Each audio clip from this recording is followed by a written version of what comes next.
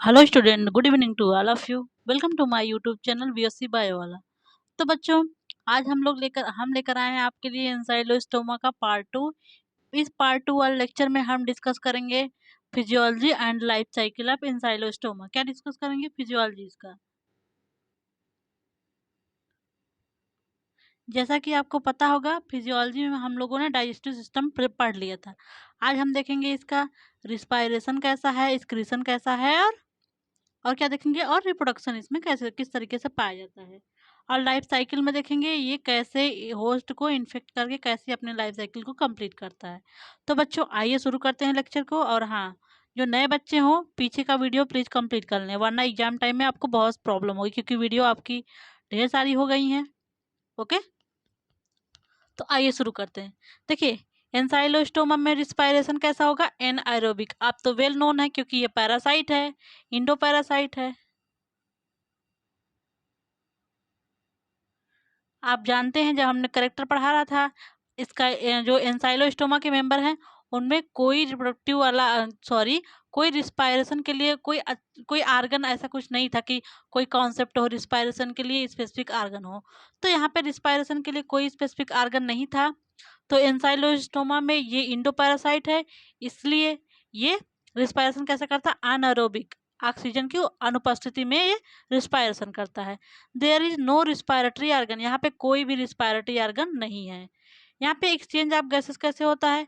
Exchange of gases occurs through general body surface, जैसा कि अब तक होता आ रहा है। जनरल बॉडी सरफेस से डिफ्यूजन के द्वारा गैसेस का एक्सचेंज हो जाएगा। जो टिश्यू से CO2 वगैरह बनेगा, वो कंसंट्रेशन ग्रेडियंट के द्वारा जो ज़्यादा CO2 जहाँ से है, कम CO2 की तरफ ट्रांसफर हो जाएगा। ओके बच्चों, तो यहाँ पे रिस्पायरेशन के लिए कोई स्पेसिफिक आर्गन नहीं है। और रिस्पायरेशन कैसे होता है? जनरल बॉडी सरफेस के द्वारा। अब देखिए, एक्सक्रीशन हमने आपको करेक्टर में बताया था। एक्सक्रीशन के लिए यहाँ पे रिनट सेल पाया जाता है। क्या पाया जाता है बच्चों? रिनट सेल। और इनका एक्सक्रीटरी प्रोडक्ट क्या है? अमोनिया। तो बच्चों, इनका एक्सक्रीटरी प्रोडक्ट क्या है? अमोनिया। और एक्सक्रीशन के लिए एक्सक्रीटरी प्रोडक्ट क्या है इनके लिए में? वो है अमोनिया। तो बच्चों, इनमें रिस्पायरेशन के लिए कोई स्पेसिफिक स्ट्रक्चर नहीं है। रिस्पायरेशन किससे होगा? GBS। हमारे बच्चों को पता है GBS का मतलब क्या है? General body surface. और एक्सक्रीशन के लिए यहाँ पे क्या होता है? रिनट सेल, जो कि एच शेप्ड की होती हैं। ठीक है, एच शेप्ड की रिनट सेल होती हैं इसमें। और इनका एक्सक्रीटरी वेस्ट मटेरियल क्या है? अमोनिया। क्या है? अमोनिया। तो ये एक्सक्रीशन के लिए इनके पास रिनट सेल है। देखिए, इनका डेवलपमेंट कैसा है? इनडायरेक्ट डेवलपमेंट है। इनडायरेक्ट का मतलब यहाँ पे लार्वल फॉर्म प्रेजेंट होगा। इनके लार्वा को बोला जाता है रैबिटी फॉर्म लार्वा। क्या बोला जाता है? रैबिटी फॉर्म लार्वा। जो जो एंसाइलोस्टोमा कह लीजिए, या फिर जो निमेटोडा के मेंबर का लार्वा है, उसको बोलते हैं रैबिटी फॉर्म लार्वा। ओके, आपको पता होगा, जिस ऑर्गेनिज्म में लार्वल फॉर्म प्रेजेंट होता है, उस टाइप के डेवलपमेंट को बोलते हैं इनडायरेक्ट डेवलपमेंट। ऐसे ऑर्गेनिज्म जिसमें लार्वा नहीं प्रेजेंट होगा, उनके डेवलपमेंट को क्या बोलेंगे? Direct development. क्या बोलेंगे बच्चों? Direct development. आगे देखते हैं हम लोग इसका रिप्रोडक्टिव स्ट्रक्चर। और हाँ, कल एक्सटर्नल मॉर्फोलॉजी आपको बताया हो गया था। आप सब ये सब स्ट्रक्चर से आप तो जनरली वाकिफ हैं। ये क्या है? फीमेल। देखिए, फीमेल को डिनोट करने के लिए ये साइन होता है, और मेल को ये साइन होता है। ओके, देखिए, ये मेल को डिनोट किया गया, ये फीमेल को डिनोट किया गया। जहाँ भी ये साइन हो, तो आप समझ जाइएगा ये फीमेल को कहा जा रहा है, ये मेल का। ठीक है, कल आपको सेक्सुअल डायमॉर्फिज्म हमने बताया था। हमने बताया आपको फीमेल लार्ज होती है और मेल छोटा होता है, स्मॉल होता है। ये देखिए, आपको यहाँ पे मेल दिखाया गया है, फीमेल लार्ज है और मेल स्मॉल है। और क्या क्या मेल फीमेल में आपको डिफरेंस दिखाया गया था? आपको बताया गया था मेल में कापुलेटरी वर्सा होगा, फीमेल में कापुलेटरी वर्सा अब्सेंट होगा। ठीक, इसको CBC कह देंगे, कापुलेटरी वर्सा। और आपको पता था इनके पास जो मेल था, इनके पास क्लोएका था। और इनके पास जो रिप्रोडक्टिव स्ट्रक्चर के लिए और डाइजेस्टिव स्ट्रक्चर के लिए अलग अलग ओपनिंग थी। फीमेल में देखिए, यहाँ पे वेजाइना भी है और एनल पोर है, यहाँ पे बस क्लोएका था। और देखिए, मेल में कापुलेटरी स्पिक्यूल था, 2 पेयर, लेकिन फीमेल में कापुलेटरी स्पिक्यूल नहीं था। ओके बच्चों, और मान लीजिए अगर ये इनका बकल कैप्सूल ये है ही, बकल कैप्सूल है ही, यहाँ पे ओइसोफेगस, फायरिंग्स और इंटेस्टाइन वगैरह ये सब स्ट्रक्चर प्रेजेंट है। ओके, ये सब हमने कल आपको देख लिया था हम लोगों ने मिलके। ओके, अब बच्चों आइए इनका देखते हैं हम लोग रिप्रोडक्टिव सिस्टम। देखते हैं बच्चों हम लोग क्या इनका रिप्रोडक्टिव सिस्टम में कौन कौन से आर्गन प्रेजेंट है। ठीक है, तो रिप्रोडक्टिव आर्गन में इनके क्या क्या है। सेक्सेस आर सेपरेट, आप तो जानते हैं सेक्स सेपरेट है, मेल अलग है फीमेल अलग है, तो सेक्स इनका सेपरेट है। और सेक्सुअल डायमॉर्फिज्म, सेक्सुअल डायमॉर्फिज्म क्या है हमने तो कल आपको बता दिया था। किसी ऑर्गेनिज्म को अगर आप बाहरी आकार की उनका एक्सटर्नल मॉर्फोलॉजी देख के बता दें ये मेल है ये फीमेल है, तो वहाँ पे सेक्सुअल डायमॉर्फिज्म पाया जाता है। जैसे फीमेल लंबी होती है और इसका पोस्टीरियर स्ट्रेट होता है, मेल छोटा होता है। ठीक, इसके पोस्टीरियर एंड पे कॉपुलेटरी वर्सा होता है। ये सब तो हम लोग देख के बता ही देंगे ना अगर दिखा दिया जाएगा। तो यहाँ पे सेक्सुअल डायमॉर्फिज्म प्रेजेंट है। ओके बच्चों, और देखिए इनमें रिप्रोडक्टिव ऑर्गन क्या क्या है आइए देखते हैं। इनमें रिप्रोडक्टिव ऑर्गन देखिए क्या क्या है। मेल रिप्रोडक्टिव ऑर्गन देखिए, इसके बाद देखते हैं हम लोग फीमेल रिप्रोडक्टिव ऑर्गन। पहले देखते हैं मेल रिप्रोडक्टिव ऑर्गन। मेल के रिप्रोडक्टिव सिस्टम में क्या क्या है। तो आपने अब तक क्या पढ़ा था, मेल रिप्रोडक्टिव ऑर्गन में टेस्टिस होगा, क्या होगा टेस्टिस होगा, फिर होगा वास डिफरेंस। आपको तो पता होगा मेल रिप्रोडक्टिव ऑर्गन में क्या होगा, टेस्टिस होगा, वास डिफरेंस होगा, सेमिनल वेस्किल होगा, सेमिनल रिसेप्टिकल होगा, यही सब स्ट्रक्चर होगा ना, जैसा कि हमने फैसियोला और टीनिया में देख लिया है। ठीक है, तो देखिए जो ये हैं, जो एंसाइलोस्टोमा है इसमें single tubular thread like testis होता है। आपको कल एक्सटर्नल मॉर्फोलॉजी में दिखाया गया था टेस्टिस, देखिए यहाँ पे टेस्टिस है, ये मेल है ना, यहाँ पे सिंगल ट्यूबुलर टेस्टिस है, यहाँ पे टेस्टिस दिखाया गया, ये ट्यूबुलर ऐसे ऐसे हाईली क्वाइल्ड, इनके बॉडी के मिडिल पार्ट में टेस्टिस है। तो है ना यहाँ पे सिंगल ट्यूबुलर क्वाइल्ड टेस्टिस है, टेस्टिस ऐसे क्वाइल्ड होता है। ठीक है, क्वाइल्ड टेस्टिस होता है। ओके बच्चों, तो टेस्टिस इनका कैसा है, क्वाइल्ड स्ट्रक्चर है।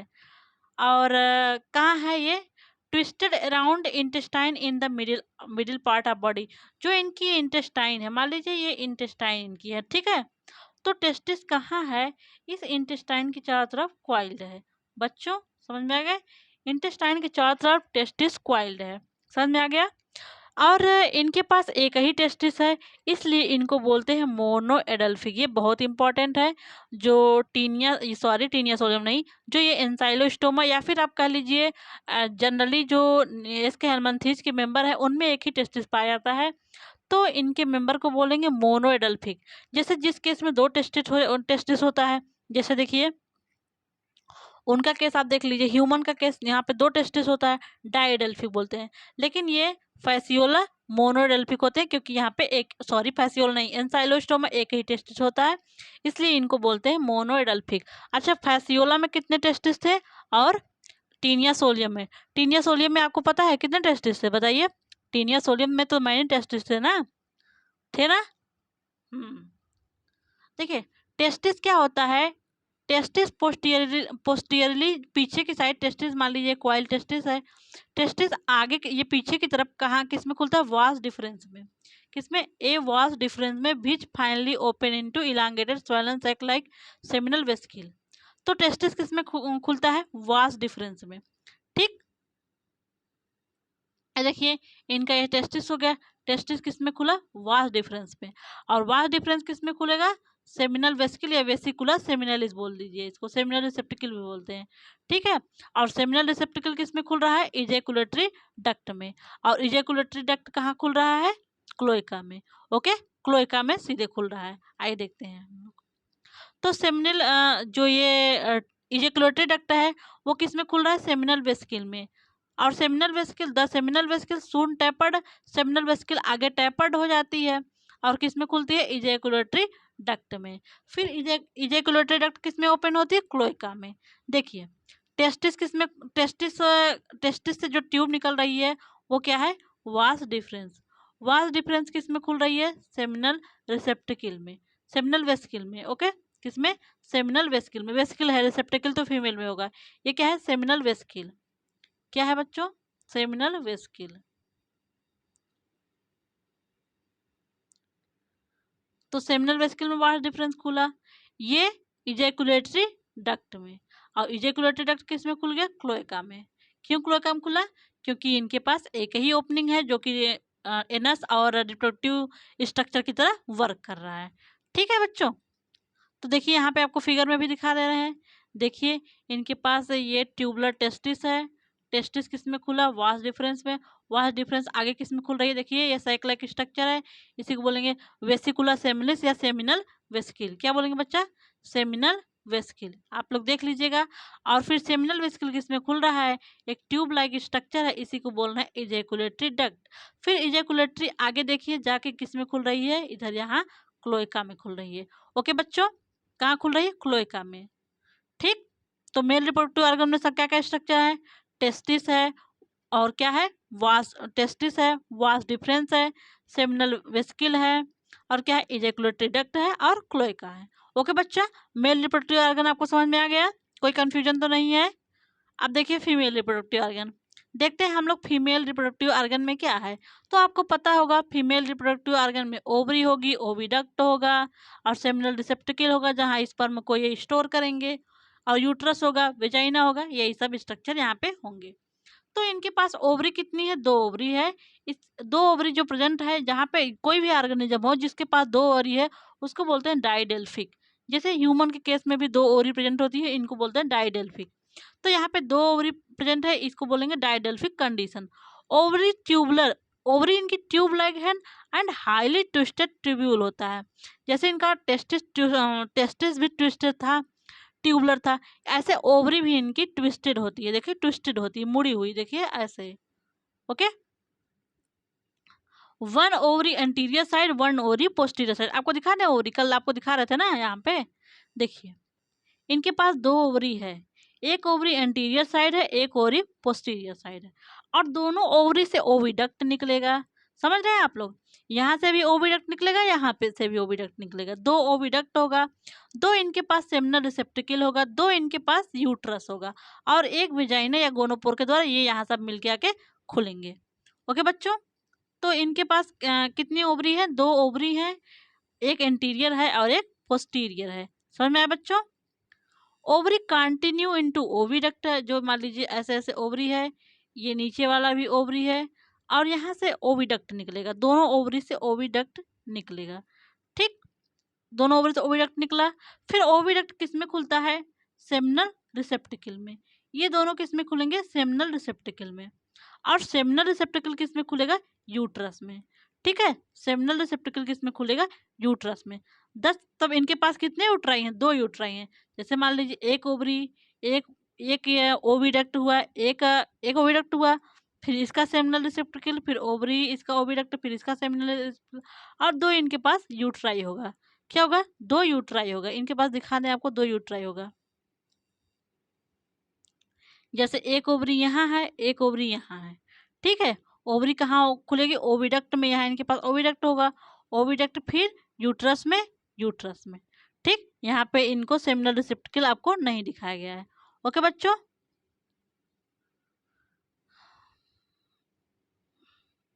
तो इनके पास क्या क्या है, ओवरी है और 2 ओविडक्ट है। ओविडक्ट किस में खुल रहा है, सेमिनल।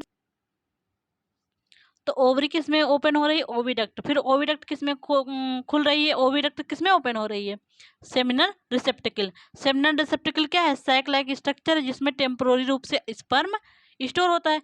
जब कापुलेशन के समय स्पर्म फीमेल के यहाँ वेजाइना से या गोनोपोर से आता है अंदर, तो यहीं पे रुक के स्पर्म ओवा के मेच्योर होने का वेट करता है। ठीक, तो seminal receptacle continue into muscular uteri, 2 uteri इनके पास होगा, इसीलिए इनको बोलते हैं बाई कॉन्वोलुएट। क्या बोलते हैं, बाई कॉन्वोलुएट, 2 यूट्राई यहाँ पे प्रेजेंट होता है, ये इंपॉर्टेंट चीज है। Thus 2 uteri, one from anterior, one from posterior, meet a little behind the middle of the body to into a short tubular vagina, which open out through gonopore। यहाँ पे इनका वेजाइना है, vagina आपको दिखा दें, ये देखिए, ये एक ओवरी है, ये एक ओवरी है, ये इनका यूट्रस है, ये इनका यूट्रस है, बीच में ये दोनों आके यही वेजाइना में खुल रही हैं। समझ में आ गया। अब देखते हैं इनका लाइफ साइकिल। लाइफ साइकिल में आप जानते ही हैं, ये मोनोजेनेटिक है, मोनोजेनिटिक का मतलब ये लाइफ साइकिल अपनी एक ही होस्ट में कंप्लीट करेगा। अब तक हम लोगों ने टीनिया देखा, फैसियोला देखा, वो अपनी लाइफ साइकिल 2 होस्ट में कंप्लीट कर रहे थे। ठीक है, तो ये अपनी लाइफ साइकिल जो एंसाइलोस्टोमा डिओडिनेल है, ये अपनी लाइफ साइकिल एक ही होस्ट में कंप्लीट करेगा, इसलिए इसको बोलेंगे मोनोजेनिटिक। क्या बोलेंगे बच्चों? मोनोजेनिटिक। और इसका होस्ट क्या है? ह्यूमन, होमो सेपियंस। क्या है बच्चों इनका होस्ट? ह्यूमन या फिर होमो सेपियंस, सेपियंस सेपियंस। तो इनका लाइफ साइकिल है बस एक ही होस्ट में कंप्लीट होती है।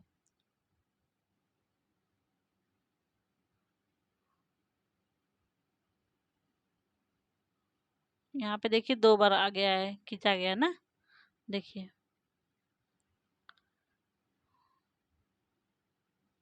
Life cycle of ancylostoma. Ancylostoma is monogenetic, that is intermediate host, no intermediate host required for completion of life.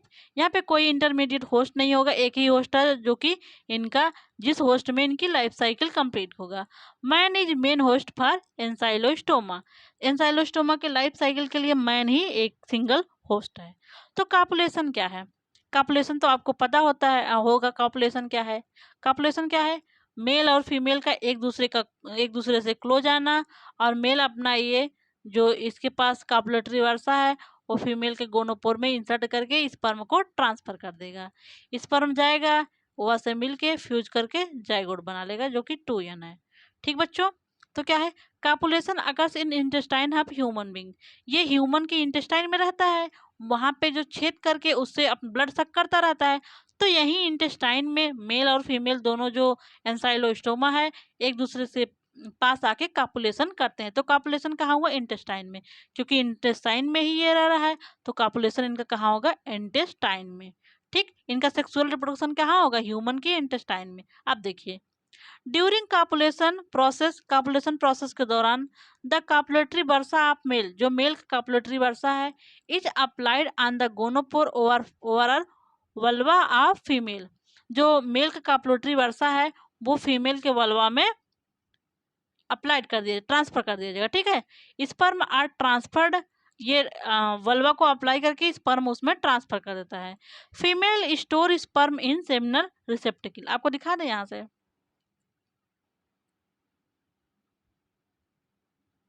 जैसे देखिए ये मेल फीमेल आपको दिख रहा है ना।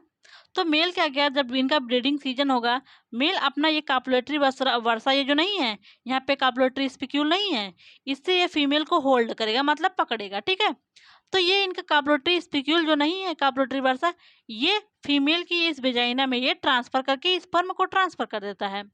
और स्पर्म ट्रांसफर करने के बाद इनके पास जो सेमिनल रिसेप्टिकल है उसी में ये स्पर्म को स्टोर कर लेते हैं।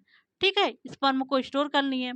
अब जब यहाँ ओवरी से, यहाँ से ओवा आएगी, यूट्रस में रहेगी, ओवरी से ओवा आके यहाँ पे फिर फर्टिलाइजेशन होगा और जाइगोट बनेगा।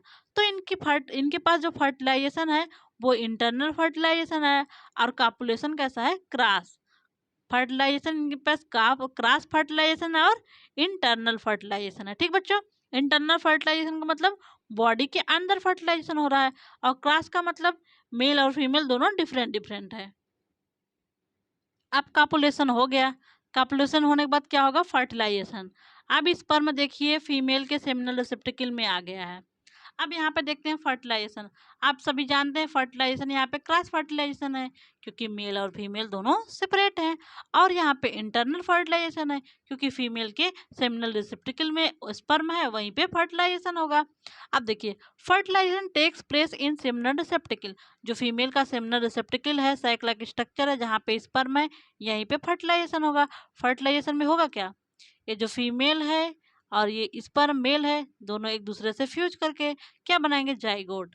अब देखिए जाइगोट बन गया। ठीक, जो फर्टिलाइज्ड एग हो गया, जो फर्टिलाइजेशन के बाद एग बना, मान लीजिए ये जाइगोट है। ठीक है, इसके पास क्या करेक्टर होना चाहिए ताकि हम इसको देख के पता कर सके ये हमारा फर्टिलाइज्ड एग है, हमारा नहीं, एंसाइलोस्टोमा का। किसका? एंसाइलोस्टोमा का। तो जो फर्टिलाइज्ड एग होता है, मतलब जाइगोट होता है, वो कैसा होता है? कलरलेस। कैसा होता है बच्चों? जो इनका फर्टिलाइज्ड एग है वो है कलरलेस और इलिप्टिकल। राउंड नहीं होगा, इलिप्टिकल होगा। कैसा बच्चों? इलिप्टिकल होगा। और जो इलिप्टिकल एग है, इसके चारों तरफ जानते हैं क्या होगा? हाइलाइन सेल, हाइलाइन का बना हुआ सेल होगा। जैसे जो मुर्गी का अंडा होता है, हेन का अंडा होता है, उसमें आप देखें कैल्शियम कार्बोनेट का बना हुआ सेल होता है ना, सेल सेल जो वाइट वाइट कवरिंग होती है उसके ऊपर। लेकिन यहाँ पे हाइलाइन का बना हुआ सेल होता है। ठीक, ओके। किस लिए यहाँ पे सेल बनाया गया है? ताकि ये होस्ट के अंदर रह रहा है, हमारे इंटेस्टाइन में डाइजेशन करने के लिए एंजाइम है, उस एंजाइम से बचने के लिए ये क्या करता है, एक के चारों तरफ सेल बना देता है। ठीक, जैसे अब तक आपने देखा है फैसियोला में भी था और कैप्सूल था वहाँ पे, और टीनिया में भी था, यहाँ पे भी सेल है। और इनके पास क्या होता है, ओवम जो होता है वो सेगमेंटेड होता है। ऐसे ऐसे ओवम से बस ऊपर से आपको देखने में लगेगा सेगमेंटेड है, लेकिन एक्चुअली में अंदर तक सेगमेंट नहीं होता है। और क्या होता है, इनके बीच ओवम और सेल मेम्ब्रेन के बीच स्पेस होता है। ये स्पेस आपको दिख रहा है ना, इसको वेटलाइन स्पेस बोलते हैं। क्या बोलते हैं बच्चों? Vitelline space. जो एग और ये एग हो गया, एग है ये, और ये सेल मेम्ब्रेन है, इनके बीच आपको स्पेस दिख रही ना। अगर इसको हम मिटा दें, यहाँ से इरेज कर दें, तो दिख रही ना आपको ये, तो यही है पेरीविटलाइन स्पेस। तो समझ में आ गया एक कैसा है, इलिप्टिकल है, कलरलेस है, surrounded by hyaline cell membrane, contain segmented ovum, जो ओवम है वो सेगमेंटेड है, and a clear space between ovum and cell membrane. Cell membrane और ओवम के बीच एक क्लियर स्पेस आपको दिखेगा। ये हमने आपको स्ट्रक्चर बना के दिखाया है। ओके बच्चा, एग आर पुश्ड इनटू यूट्राई। जो ये फर्टिलाइज्ड एग हो गए हैं, इनके पास 2 यूट्राई हैं, अब वो दोनों यूट्रस में ट्रांसफर कर दिए जाएंगे। अब यूट्रस से क्या होगा, पास्ड इनटू वेजाइना, ये वेजाइना में जाएंगे। जो इनका यूट्रस है, कहाँ गया स्ट्रक्चर, देखिए यहाँ से एग है, यहाँ सेमिनल रिसेप्टिकल मान लीजिए इसका है ना, यहाँ पे फर्टिलाइजेशन हुआ, सेमिनल रिसेप्टिकल इनका मान लीजिए यहाँ पे है, तो मतलब यहाँ फर्टिलाइजेशन हुआ, तो फर्टिलाइज्ड एग यहाँ यूट्रस में और इस यूट्रस में, दोनों यूट्रस में ट्रांसफर हो जाएंगे। ठीक है, दोनों यूट्रस में स्टोर होंगे। फिर यहाँ यूट्रस से फर्टिलाइज्ड एग इनके वेजाइना से, वेजाइना के द्वारा फिर गोनोपोर से बाहर आ जाएगा। बाहर कहाँ आएगा, मिट्टी में थोड़ी तुरंत आ जाएगा, ये कहाँ है अभी, इंटेस्टाइन में है ना, इंटेस्टाइन में है, फर्टिलाइजेशन कर रहा है। तो अब देखिए एग इनका आ गया, जो इनका फर्टिलाइज्ड एग है वो कहाँ आ गया, इनकी इंटेस्टाइन में। कहाँ आ गया बच्चों, इनकी इंटेस्टाइन। तो देखिए जो ये यहाँ से यूट्रस से एग स्टोर था, यहाँ से एग आएगा बेजाइना में, बेजाइना से गोनोपोर के द्वारा इंटेस्टाइन में आ गया। कहाँ आए, होस्ट के इंटेस्टाइन में। ओके, अभी ये बाहर नहीं आया है, बाहर आने के लिए फिर फिकल मैटर से बाहर आएगा। ओके, तो ये इंटेस्टाइन में आ गया है। अब तक हमने ये प्रोसेस देख लिया है। ओके, ये देखिए eggs are pushed into uteri and passed into vagina and are led through gonopore. Gonopore के द्वारा ये बाहर आ जाते हैं। ये इनका एग है। ठीक, passage of egg from the infested passage of egg from the infected host. अब देखिए ये एग कैसे इन्फेक्ट करता है दूसरे होस्ट के, उनका पैसेज देखना है, उनका रास्ता देखना है। ठीक है बच्चों, तो देखिए सिंगल फीमेल वार्म, जो सिंगल फीमेल वार्म है, एंसाइलोस्टोमा का फीमेल वार्म है, ले अबाउट 10 to 20,000 एग, 10 से 10,000 to 20,000 एग ये ले करती पर डे इतना एग ये ले करती है। ठीक है बच्चों, egg are passed out of the body, human body कहाँ बाहर आ गया, एलॉन्ग विथ फीकल मैटर। जो फीकल मैटर ह्यूमन पास करेगा वो फीकल मैटर के साथ, ये मान लीजिए इंसाइलोस्टोमा किस में आ गया, सॉइल में आ गया। ठीक है, आ गया सॉइल में ना। अब इस टाइम में लोग इंसाइलोस्टोमा से बच जाते होंगे, क्योंकि जनरली लोग फीकल मैटर बाहर नहीं पास आउट करते हैं। ओके बच्चों, तो आप देखिए यहाँ पे मान लीजिए ये सॉइल है और इनका एक सॉइल में आ चुका है, सॉइल में आ चुका है एग ना। अब एग में क्या होगा, ये मान लीजिए इनका एग है। ठीक बच्चों, अब इस एग का होगा डेवलपमेंट। क्या होगा, development. Larva hedged from egg in 20 to 24 hours. इस एग से लार्वा बनेगा। ये देखिए लार्वा इनका मान लीजिए होगा, इलांगेटेड लार्वा बनेगा, जिसको रैबिलिटी फार्म लार्वा बोलेंगे। कितने घंटे में बनेगा, 24 से 48 घंटे में एक लार्वा बन गया। और इस एग से लार्वा बनने के लिए इसको ऑप्टिमम कंडीशन चाहिए। ऑप्टिमम कंडीशन का मतलब जिस सॉइल में ये है वो सॉइल मॉइस्ट होनी चाहिए, और टेम्परेचर कितना वार्म होना चाहिए, 27 डिग्री सेंटीग्रेड, और सफिशियंट ऑक्सीजन होना चाहिए। यहाँ पे सफिशियंट ऑक्सीजन होना चाहिए, 27 डिग्री सेल्सियस जो है टेम्परेचर होना चाहिए। ठीक है, और क्या होना चाहिए, सफिशिएंट ऑक्सीजन, मॉइस्ट सॉइल होना चाहिए। ठीक, अगर ये कंडीशन इस एक को मिल रहा है तो एक लार्वा में हैच होगा। ठीक है, क्या होगा, एक से लार्वा बन जाएगा। अब देखते हैं हम लोग development of larva into soil. ठीक है, देखते हैं लार्वा जो एक से लार्वा कैसे बनता है, ये लार्वा कैसे बन रहा है, और इनके पास कितने लार्वल स्टेज है और क्या क्या होता है। देखिए आपको ओवरऑल बता दें, देखिए इनका जो पहला लार्वा है उसको रैबिडिफॉर्म या फर्स्ट जुवेनाइल बोलते हैं। इन यहाँ पे 4-5 लार्वा बनते हैं, और इनके बॉडी में 4 मॉल्टिंग होता है। जो लार्वा है मॉल्टिंग करता है। मॉल्टिंग का मतलब आप समझ रहे हैं, लार्वा अपनी बॉडी में चेंजेस करता है, उसी को बोलते हैं मॉल्टिंग। मॉल्टिंग क्या होता है, लार्वा अपनी बॉडी में चेंजेस करता है। ठीक, तो उसको बोलते हैं मॉल्टिंग। इनके पास 4 मॉल्टिंग होगा। पहला देखिए, जो पहला यहाँ पे एक लार्वा बना, इस लार्वा को बोलेंगे फर्स्ट लार्वा, फर्स्ट जुवेनाइल या फर्स्ट रैबिडिफॉर्म लार्वा। ठीक है, ये फर्स्ट रैबिडिफॉर्म लार्वा जब माउल्टिंग करेगा, पहला माउल्टिंग करेगा ना, अभी तो ये लार्वा बना है, अब पहला माउल्टिंग करेगा ये सॉइल में। पहला माउल्टिंग किया तो सेकेंड जुवेनाइल स्टेज बन गया या सेकेंड रैबिडिफॉर्म लार्वा बन गया। ओके बच्चा, और ये फिर सॉइल में एक और माउल्टिंग करेगा तो थर्ड जुवेनाइल स्टेज में कन्वर्ट हो जाएगा। अब देखिए थर्ड जुवेनाइल स्टेज जो है इनका, वही इन्फेक्टिव स्टेज है। ठीक है, वही इन्फेक्टिव स्टेज है। थर्ड जुवेनाइल जो इनका है ये ऐसे इलांगेटेड होता है, यही इन्फेक्टिव स्टेज है, क्योंकि इनके पास बकल कैप्सूल है, उसमें टीथ डेवलप्ड हो चुके होते हैं। ओके, तो ये थर्ड जुवेनाइल जो है, अगर इस थर्ड जुवेनाइल के संपर्क में कोई नया होस्ट आया, मान लीजिए कोई ह्यूमन घूमते घूमते वहां आ गया, उस मिट्टी में अपना पैर रख दिया जहां ये लार्वा है, तो अब उसको इन्फेक्शन हो गया ना, इन्फेक्शन हो गया। यहाँ तक हम लोग देखते हैं, फिर आपको आगे बताएंगे। ओके, यहाँ तक देखते हैं हमने आपको नोट्स में क्या क्या लिखा है, पढ़ के सुनाते हैं। ठीक बच्चों, देखिए हैचिंग ऑफ लार्वा।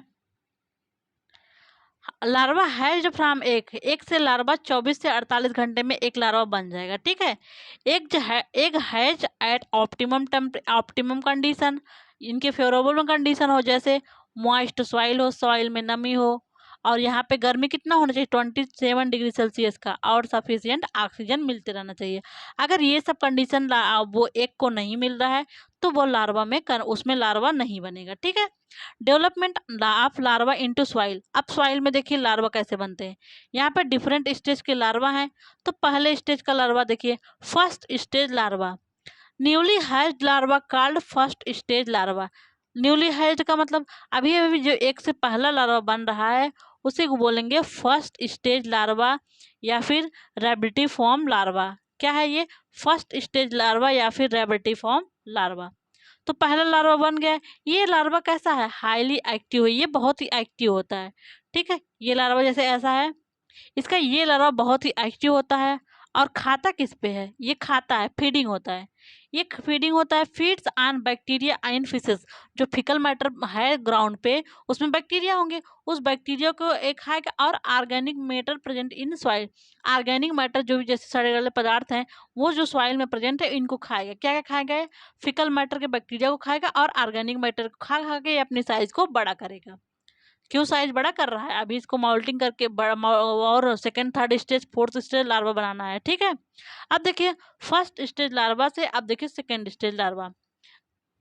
जो फर्स्ट स्टेज लार्वा है उसमें होगा फर्स्ट माउल्टिंग। अभी तक कोई माउल्टिंग नहीं हुआ है ना, अभी ये जैसे ही सॉइल में आया है, खाया पिया मस्त बड़ा हुआ, उसके बाद अब खा पी के खाली हो गया, बड़ा हो गया, तो भैया अब माउल्टिंग करेगा, अब भैया हम तैयार हैं, अब माउल्टिंग करेंगे। ठीक है, तब ये पहला माउल्टिंग किया, तो पहला माउल्टिंग करेगा ये फर्स्ट स्टेज लार्वा, तो सेकेंड स्टेज लार्वा में कन्वर्ट होगा। तो देखिए यहीं पे हमने लिखा है, larva grow and moult twice in 1 week. जो लार्वा क्या करता है, ग्रो करता है और 2 बार 1 वीक में 2 बार माउल्टिंग करता है। First moulting takes place third day, तीसरे दिन 2 वीक के जो पहला वीक का तीसरा दिन है, तीसरा दिन ये फर्स्ट माउल्टिंग करके सेकेंड जुवेनाइल स्टेज में कन्वर्ट हो गया।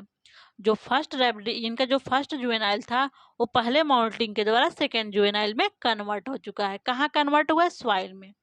अब देखिए थर्ड लार्वा स्टेज, जो ये सेकेंड अब जो दूसरा लार्वा बना है ना, दूसरा लार्वा बना है, सेकेंड स्टेज वाला लार्वा, अब सेकेंड स्टेज वाला लार्वा फिर से माउल्टिंग करेगा तो थर्ड स्टेज वाला लार्वा में कन्वर्ट हो जाएगा। देखिए second माउल्टिंग occurs at 5th day, पहला 3rd डे माउल्टिंग था, दूसरा 5वें दिन माउल्टिंग है। अब क्या है? ओसोफिजियल वल्ब अपीयर इन लार्वा, जो लार्वा है उसमें जो ओसोफिजियल वल्ब है वो सब अपीयर हो जाएगा। Now called filariform over third juvenile, इसको क्या बोलेंगे? Filariform over third juvenile. First larva को क्या बोलते हैं? Rhabditiform. इसको क्या बोलेंगे? फाइलेरी फॉर्म या फिर third juvenile. It is active but not feeding, जो पहला लार्वा था वो फीडिंग था, लेकिन ये क्या है? नॉन फीडिंग है, खाता नहीं है लेकिन एक्टिव तो बहुत है।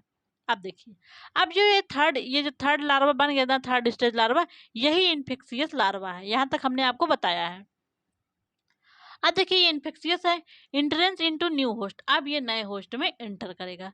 When any human come in soil that have filarial larva, उस सॉइल में कोई ह्यूमन आता है जिसके पास फाइलेरी फॉर्म लार्वा है। जैसे मान लीजिए ये सॉइल है, दिखा दें आपको, ये मान लीजिए सॉइल है, इसमें कोई ह्यूमन आया ना, आ रहा है ह्यूमन ना, और यहाँ पे फाइलेरी फॉर्म लार्वा है, इसका पैर यहाँ पे आया तो इसके पैर से यहाँ पे इन्फेक्शन हो गया ना। तो मान लीजिए कोई ह्यूमन आया, इस सॉइल में फाइलेरी फॉर्म लार्वा है ना, जो इन्फेक्टिव स्टेज है, कोई ह्यूमन आया तो इसके पैर से, जो इसका पैर है, इससे ये इनके मसल्स को बोर छेद करते हुए इनके वेन्स में पहुंच जाएंगी। वेन्स में, क्योंकि वेन्स सुपरफिशियल प्रेजेंट होता है बॉडी के, जैसे यहाँ आर्टरीज होगी तो सुपरफिशियल पहले ब्रेन हो, वो वेन होगा, वेन जिसमें डीऑक्सीजनेटेड ब्लड बहता है, ठीक है। धमनी शिरा होता नहीं है, तो ये शिरा है, तो ये शिरा में चली जाएंगी। ठीक, आगे देखते हैं हम लोग। तो देखिए larva इंटर्स into host bye penetrating skin, skin को छेद करके ये लार्वा बॉडी, ह्यूमन के बॉडी में पहुंच गए। अब देखिए अब लार्वा का माइग्रेशन एंड एंट्रेंस।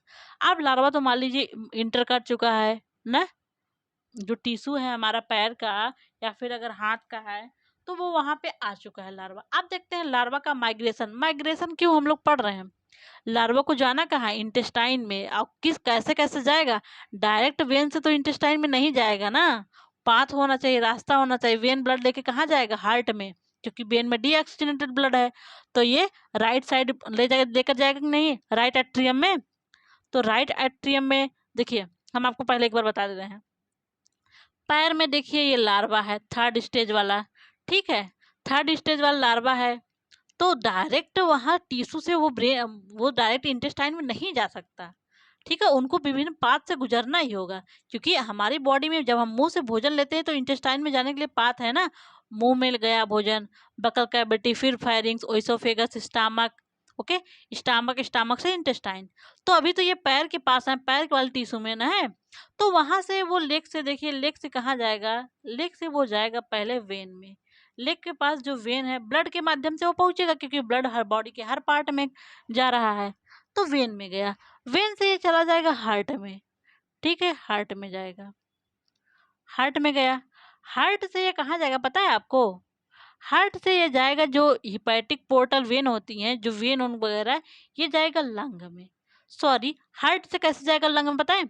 जो हार्ट में डीऑक्सीजनेटेड ब्लड गया है वेन से, राइट साइड में, राइट चैम्बर में, मान लीजिए ये हार्ट है, अभी इसको मिटा देंगे तो पूरा मिट जाएगा। अब हार्ट से ये गया लंग में, आपको बता दे रहे हैं बस। लंग से ये जाएगा एल्वियोलाई में, एल्वियोलाई में, क्योंकि लंग की यूनिट होगी एल्वियोलाई। एल्वियोलाई से ये जाएगा ट्रैकिया में, ठीक है। ट्रैकिया से ये कहाँ जाएगा पता है आपको? अब आगे बताते हैं आपको। फिर ये ट्रैकिया से जाएगा फायरिंग्स में, मैंने पूरा आगे सही लिखा है।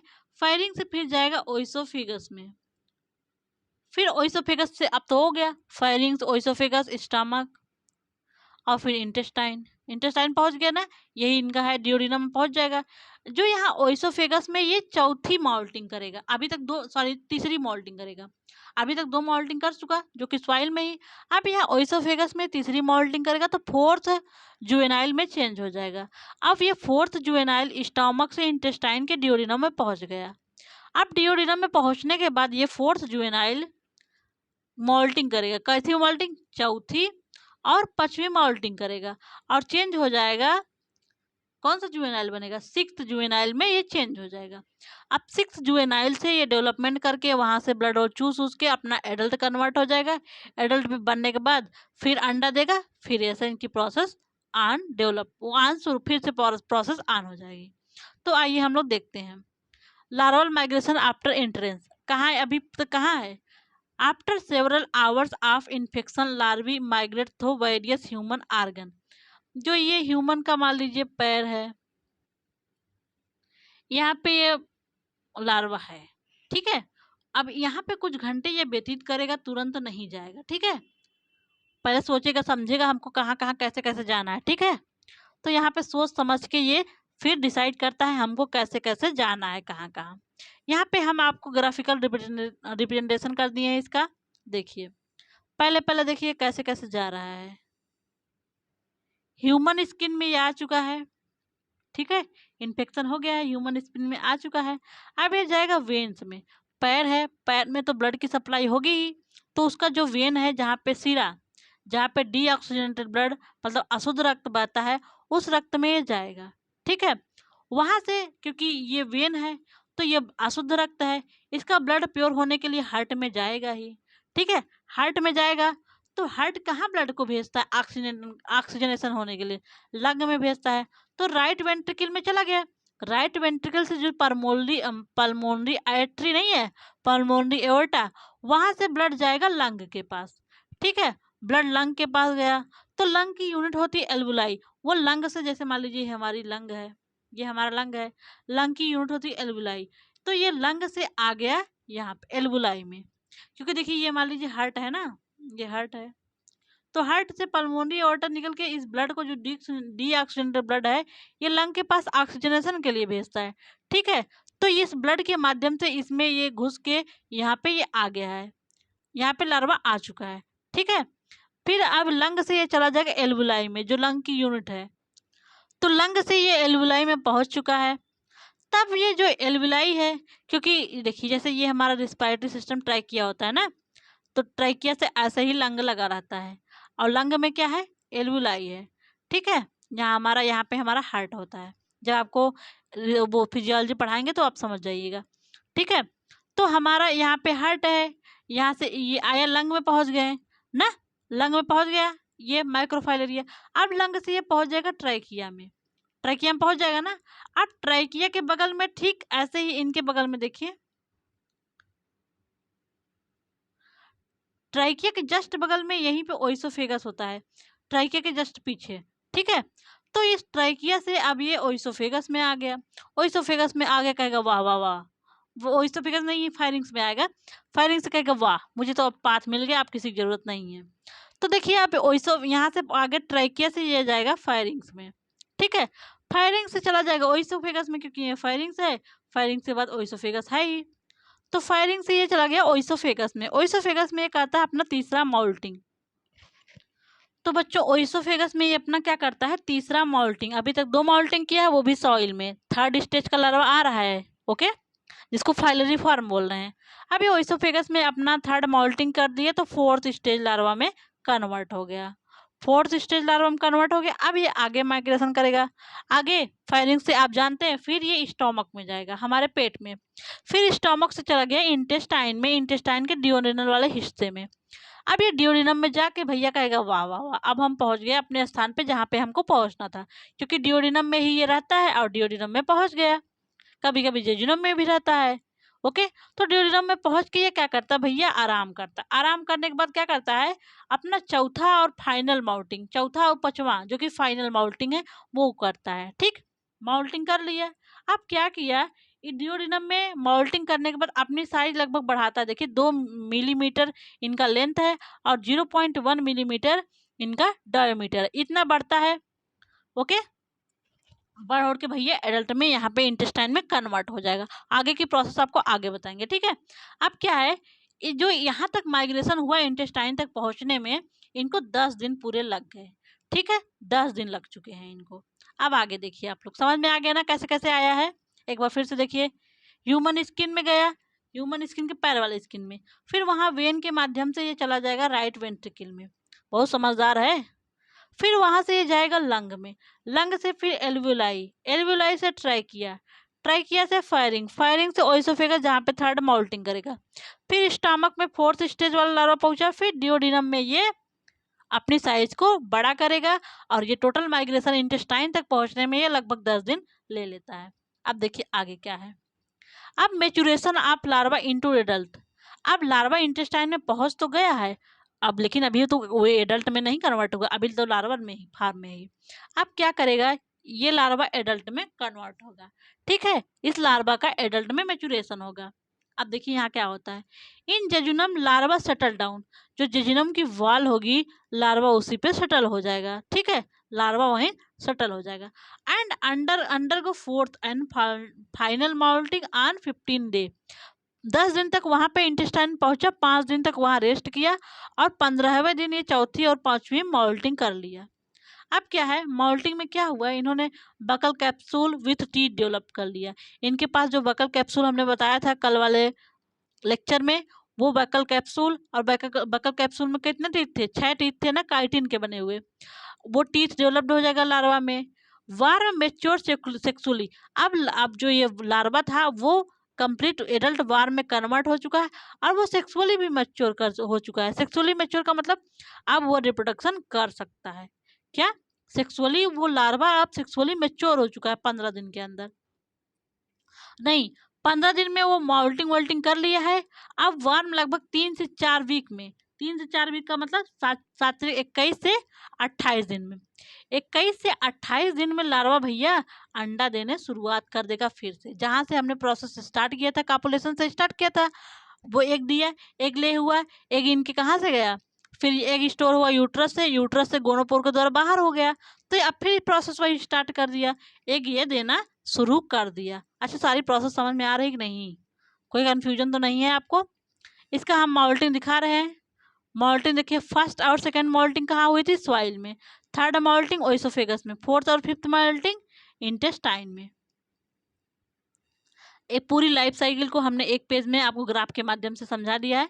अगर ये आप समझ गए तो एंसाइलोस्टोमा आपको टफ नहीं लगेगा। थोड़ा थोड़ा दिखाते हैं, ठीक है, स्टार्टिंग से दिखा रहे हैं। देखिए, मेल और फीमेल एंसाइलोस्टोमा कहाँ है, इंटेस्टाइन में ये है। कापुलेशन एंड फर्टिलाइजेशन हुआ, जाइगोट बन गया। जाइगोट कहाँ से, ये इनका वही जाइगोट एग फिकल मैटर से बाहर आ गया सॉइल में, ठीक है, सॉइल में क्लीवेज हुआ, मारुला, ब्लास्टुला, गैस्टुला, ये सब क्लीवेज हुआ। क्लीवेज होने के बाद सॉइल में ही फर्स्ट जुवेनाइल फार्म या फिर रैबिटी फार्म लार्वा डेवलप्ड हो गया। अब ये सॉइल में पहली माउल्टिंग करेगा, पहली माउल्टिंग करने के बाद सेकेंड जुवेनाइल में कन्वर्ट होगा, सेकेंड जुवेनाइल में कन्वर्ट हुआ कि नहीं, अब सेकेंड जुवेनाइल में सेकेंड माउल्टिंग होगा तो थर्ड जुवेनाइल में कन्वर्ट हो जाएगा। यही इन्फेक्टिव स्टेज है, इसे बोलेंगे फाइलेरी फॉर्म। अब ये फाइलेरी फॉर्म लार्वा इन्फेक्शन करेगा, किसी नए होस्ट में जाएगा, नए होस्ट से उसके वेन में जाएगा, वेन से फिर उसके हार्ट में जाएगा, हार्ट से पल्मोनरी कैपिलरीज के द्वारा लंग में जाएगा, लंग से एल्वुलाई में, एल्वुलाई से ट्राइकिया, ओके, ट्राइकिया, ट्राइकिया से ओइसोफेगस, फायरिंग्स, फायरिंग से ओइसोफेगस, ओइसोफेगस में थर्ड मॉडलिंग, यहाँ पे मैंने स्टोमक नहीं लिखा है, आप लिख लीजिएगा। फिर इंटेस्टाइन में जाके चौथा और पांचवा, ये फोर्थ जुवेनाइल क्या है, इंटेस्टाइन में जाके फाइनल माउल्टिंग करके एडल्ट में चेंज हो जाएगा। एडल्ट में चेंज हो गया तो मेल और फीमेल एंसाइलोस्टोमा, फिर ऐसे प्रोसेस, लाइफ की इनकी प्रोसेस फिर स्टार्ट हो जाएगी। फिर वो एग लेकर आएगा, फिर वो उनका जाइगोट बाहर आएगा फिकल मैटर से, फिर वो क्लीवेज करेगा, फिर ऐसे डेवलपमेंट करेगा। तो आपको सारी प्रोसेस समझ में आ गई ना, कोई समस्या तो नहीं हुई ना, बताइए, समझ में आ गया ना कैसे कैसे इनमें प्रोसेस सारी हो रही है। अब देखिए इनका डायग्रामेटिक रिप्रेजेंटेशन दिखाया गया लाइफ साइकिल का। देखिए, ये देखिए, इनका दोनों मेल और फीमेल कॉपुलेशन कर रहे हैं, दो दो ठो दिख रहा है ना, देखिए दोनों है ना, ये इसका जेनाइटल वर्सा है, देखिए ये दोनों कॉपुलेशन कर रहे हैं। Adult worm remain attach to the lining of small intestine of host, ये होस्ट के स्मॉल इंटेस्टाइन से चिपका रहता है। ओके, देखिए ये सॉरी, ये मेल है और ये फीमेल है, ये कापुलेटरी इनका वर्षा है। अब ये दोनों एक दूसरे से कापुलेशन करेंगे, ठीक, कापुलेशन और फर्टिलाइजेशन होगा तो ये एग देगी, ठीक है, फीमेल एग ले करेगी, एग ले करेगी, एक फिकल फिकल मैटर से बाहर आ गया सॉइल में। देखिए यहाँ पे दिखाया है फर्टिलाइज्ड एग इन सॉइल, ये इनका जो फर्टिलाइज्ड एग है सॉइल में है। अब एग में होगा क्लीवेज, क्लीवेज से मारुला, ब्लास्टुला, गैस्टुला सब बनेगा। इनका जो एग है, एग में इनका इम्ब्रियोनेटेड एग हो गया क्योंकि इसमें इम्ब्रियो बन गया। हैच्ड इनटू सॉइल, हैचिंग हुआ सॉइल में, ठीक है, तो सॉइल में हैचिंग हुआ, आप जानते हैं थर्ड स्टेज जुवेनाइल बनेगा। तो ये थर्ड स्टेज जुवेनाइल का देखिए ये फिगर है, ठीक है, ये न्यूली हैच्ड इनका है। उसके बाद इंटेस्टाइन है, एनस है, माउथ है। तो देखिए ये थर्ड स्टेज जुवेनाइल है, उसके बाद देखिए इंटेस्टाइन है, माउथ है, एनस है। ओके, अब ये आगे कन्वर्ट होगा फाइलरी फॉर्म में। फाइलरी फॉर्म क्या है, दो माउल्टिंग ये करेगा तब फाइलरी फॉर्म में कन्वर्ट हो गया। जैसे देखिए अब ये इम्ब्रियोनेटेड एग है, एग में हैचिंग होगी, हैचिंग होगा तो ये लार्वा बनेगा, पहला लार्वा ना, फर्स्ट जुवेनाइल, जिसको रैबिडिटी फॉर्म बोलते हैं, यहाँ पे लिखा है न्यूली हैच्ड रैबिडिटी फॉर्म लार्वा। अब रैबिडिटी फॉर्म लार्वा दो माउल्टिंग करेगा, फर्स्ट एंड सेकेंड, दो माउल्टिंग करके ये देखिए किस में कन्वर्ट हुआ, फाइलरी फॉर्म लार्वा में। देखिए फाइलरी फॉर्म ओवरऑल इन्फेक्टिव लार्वा, यही इन्फेक्टिव लार्वा है। इसमें देखिए एनस भी है, इंटेस्टाइन भी है, नर्वरिंग भी है, ओसोफिजियल वल्व है, ओसोफिगस है, माउथ है, ठीक, यही इन्फेक्शन किया ना ह्यूमन के लेग में, देखिए ये इन्फेक्शन कर दिया, ये वेन के द्वारा इसमें जा रहा है। अब देखिए हो गया ना।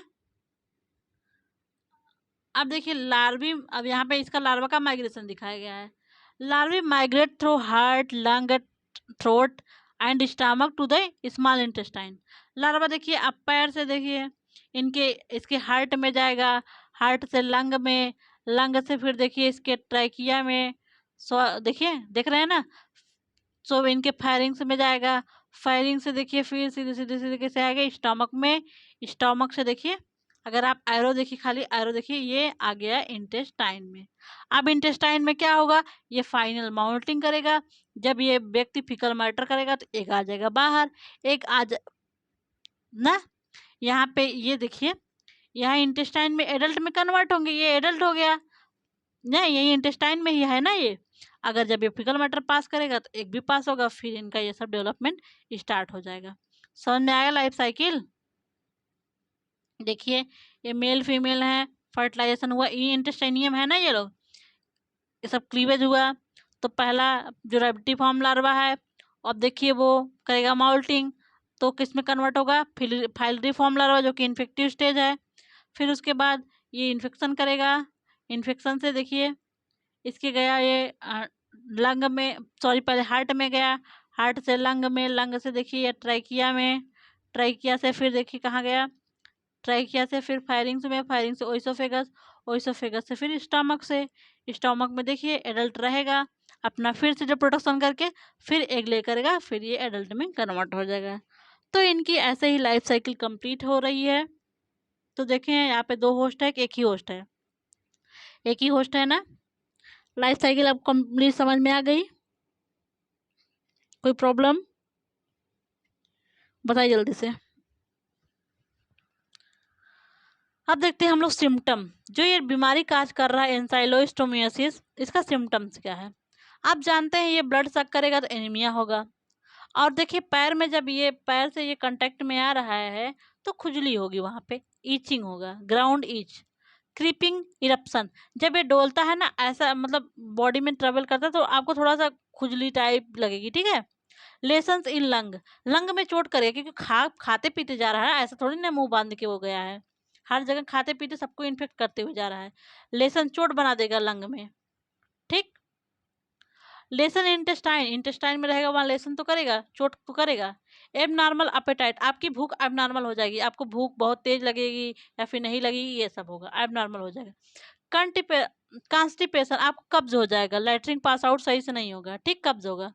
पफी फिसेस, जो जो आपका फिकल मैटर है फोर्सफुली आपके बाहर निकलेगा, ठीक है। पेल skin, I, lips and tongue. आपके पास खून की कमी है तो पीला हो जाएगा स्किन, क्योंकि ब्लड की सप्लाई स्किन में जल्द सही नहीं हो रहा है। आई भी आपकी पीली हो जाएगी, होठ भी पीले हो जाएंगे और टंग भी पीले पीले हो जाएंगे। अब देखते हैं इसका ट्रीटमेंट, इलाज क्या है। एंसाइलोस्टोमिक हो गया, इंसाइलोस्टोमियोसिस हो गया है, इसका इलाज क्या है। इसके ट्रीटमेंट के लिए एंटी हेलमिंथिक ड्रग दिया जाता है। जो एंटी हेलमिंथिक ड्रग दिया जाता है जिसका नाम है मेबेंडाजोल, अल्बेंडाजोल और टेट्रामिजोल। तो ये सब ड्रग इसके लिए इफेक्टिव हैं। So that's all about life cycle, physiology, morphology of Ancylostoma. मिलते हैं नेक्स्ट लेक्चर में। नेक्स्ट लेक्चर में हम लोग पढ़ेंगे एनलिडा। एनलिडा का पहले जनरल करेक्टर और क्लासिफिकेशन पढ़ेंगे। नेक्स्ट हम लोग जो जीनस है, आप में जीनस पढ़ना है नीरीज और हिरुडिनेरिया, उसको हम लोग पढ़ेंगे। हाँ बच्चों, जो नए बच्चे जुड़ रहे हैं, प्लेलिस्ट में आपको वीडियो सारा क्रम से वीडियो लगा है, तो प्लेलिस्ट में आप जाके स्टार्टिंग से वीडियो कवर करिए। 20 से पढ़ेंगे तो आपको समझ में नहीं आएगा। ओके। और एक चीज़, जो आपको बॉटनी का सिलेबस है ना, वो 2 पेपर में है बॉटनी का सिलेबस ना। आप देखेंगे जो पेपर सेकेंड है आपका बॉटनी का, उसमें जो न्यूक्लिक एसिड वगैरह, डीएनए रिप्लिकेशन और ट्रांसक्रिप्शन ट्रांसलेशन नहीं वाला टॉपिक है, उस टॉपिक को मैं यूनिट 3 में कवर कर रही हूँ। तो जो लोग इंटरेस्टेड हैं, चाहते हैं कि एग्जाम से पहले तक मेरे टॉपिक सब कवर हो जाएं, तो यूनिट जो 3rd सेमेस्टर का टॉपिक चल रहा है, आप वहाँ से translation, transcription, types of DNA, types of RNA, nucleic acid का है, ये सब देख लीजिए। उसमें रिप्लिकेशन नहीं बताया गया, रिप्लिकेशन आपको बाद में पढ़ा दिया जाएगा, ठीक है। वहाँ से आप देख के कंप्लीट कर लीजिए। वेट मत करिए कि सर कब खाली होंगे, कब पढ़ाएंगे। ओके, तो आप कंप्लीट कर लेंगे तो आपके लिए बेटर है। अगर सर पढ़ाते हैं तो ठीक है, नहीं पढ़ाते हैं तो क्या करेंगे आप लोग, तो वहाँ से जाके आप लोग कंप्लीट कर लीजिए। तब तक कंप्लीट कर लीजिए जब तक सर नहीं पढ़ाते हैं, क्योंकि आप उनको फर्स्ट पेपर पढ़ाने में काफ़ी टाइम लगेगा, क्योंकि पेपर आपका सब लेंदी है, बहुत लेंदी है सिलेबस, ठीक है। इसलिए आपका ये जल्दी जल्दी खींचा जा रहा है कि जल्दी जल्दी आपका कंप्लीट हो जाए। ओके, मिलते हैं नेक्स्ट लेक्चर में। Thank you so much. Thank you for watching my video.